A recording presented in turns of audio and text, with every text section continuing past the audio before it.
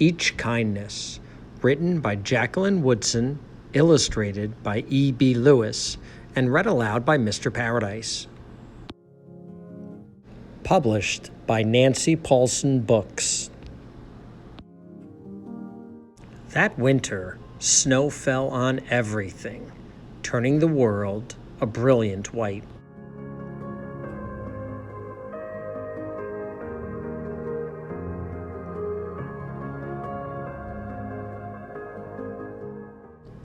One morning, as we settled into our seats, the classroom door opened and the principal came in. She had a girl with her and she said to us, "This is Maya." Maya looked down at the floor. I think I heard her whisper, "Hello." We all stared at her. Her coat was open and the clothes beneath it looked old and ragged. Her shoes were spring shoes, not meant for the snow. A strap on one of them had broken. Our teacher, Miss Albert, said, "Say good morning to our new student." But most of us were silent. The only empty seat was next to me. That's where our teacher put Maya. On that first day, Maya turned to me and smiled. But I didn't smile back. I moved my chair, myself, and my books a little further away from her. When she looked my way, I turned to the window and stared out at the snow. And every day after that, when Maya came into the classroom, I looked away and didn't smile back. My best friends that year were Kendra and Sophie. At lunchtime, we walked around the schoolyard, our fingers laced together, whispering secrets into each other's ears.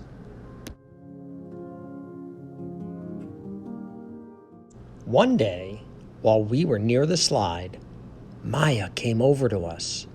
She held open her hand to show us the shiny jacks and tiny red ball she'd gotten for her birthday. "It's a high bouncer," she said, but none of us wanted to play. So Maya played a game against herself.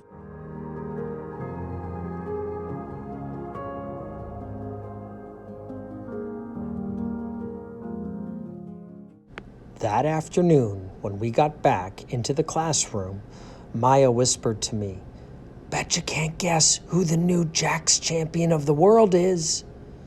Behind me, Andrew whispered, "Chloe's got a new friend. Chloe's got a new friend." "She's not my friend," I whispered back.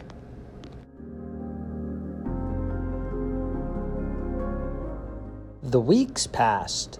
Every day we whispered about Maya, laughing at her clothes, her shoes, the strange food she brought for lunch. Some days Maya held out her hand to show us what she had brought to school: a deck of cards, pickup sticks, a small tattered doll. Whenever she asked us to play, we said no. The days grew warmer. The pond thawed. Grass began growing where snow had once been. One day, Maya came to school wearing a pretty dress and fancy shoes.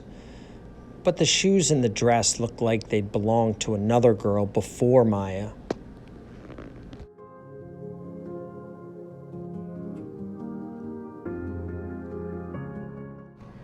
"I have a new name for her," Kendra whispered. "Never knew. Everything she has came from a secondhand store." We all laughed. Maya stood by the fence. She was holding a jump rope but did not come over to ask us if we wanted to play. After a while, she folded it double, rolled the ends around each hand, and started jumping. She jumped around the whole schoolyard without stopping. She didn't look up once, just jumped, jumped, jumped. The next day, Maya's seat was empty. In class that morning, we were talking about kindness. Miss Albert had brought a big bowl into the class and filled it with water. We all gathered around her desk and watched her drop a small stone into it. Tiny waves rippled out away from the stone. "This is what kindness does," Mrs. Albert said. "Each little thing we do goes out like a ripple into the world."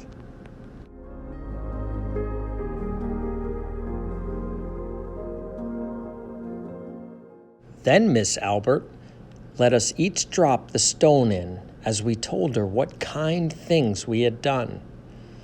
Joseph had held the door for his grandmother. Kendra helped change her baby brother's diaper. Even mean old Andrew had done something.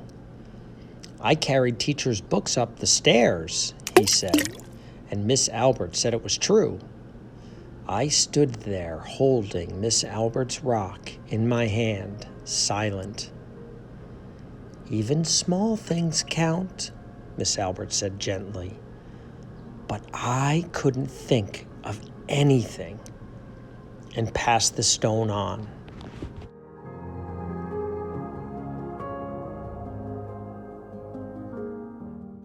Maya didn't come to school the next day, or the day after that. Each morning I walked to school slowly, hoping this would be the day Maya returned and she'd look at me and smile.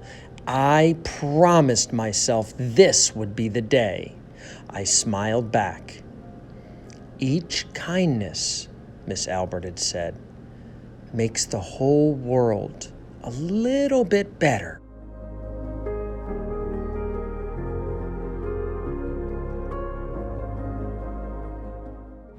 But Maya's seat remained empty, and one day Miss Albert announced to the class that Maya wouldn't be coming back. Her family had to move away, Miss Albert said. Then she told us to take out our notebooks. It was time for spelling.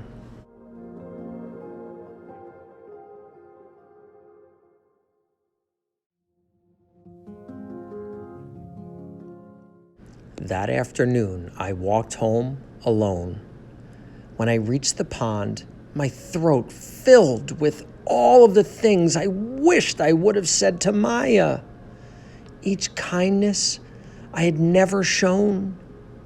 I threw small stones into it over and over, watching the way the water rippled out and away, out and away.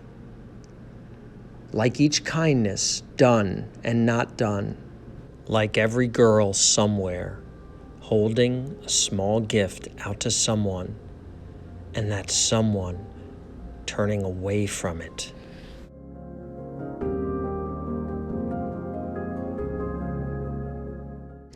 I watched the water ripple as the sun set through the maples, and the chance of a kindness with Maya became more and more forever gone.